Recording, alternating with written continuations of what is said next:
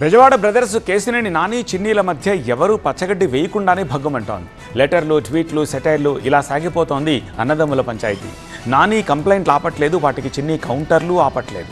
అయితే ఈసారి నాని యాక్షన్కు ఘాటుగానే రియాక్షన్ ఇచ్చారు ఎంపీ చిన్ని. పక్కకెళ్ళి ఆడుకో అంటూ పంచి డైలాగ్ కూడా వేశారు. తెలంగాణ సీఎం రేవంత్ కు మాజీ ఎంపీ కేసినేని నాని లేఖ రాశారు.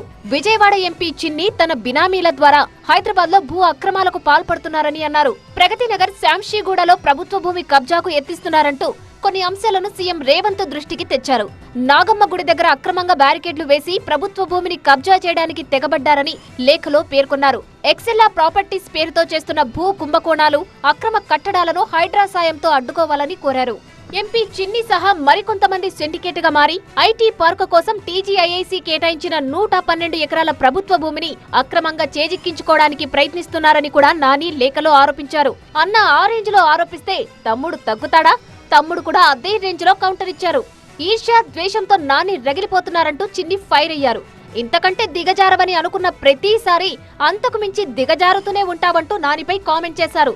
నాని లేఖలో 1% కూడా నిజం లేదంటూ చెప్పుకొచ్చారు చిన్ని. పక్కకెళ్లి ఆడుకో అంటూ అన్నయ్యపై చిన్ని పంచు డైలాగులు పేల్చారు.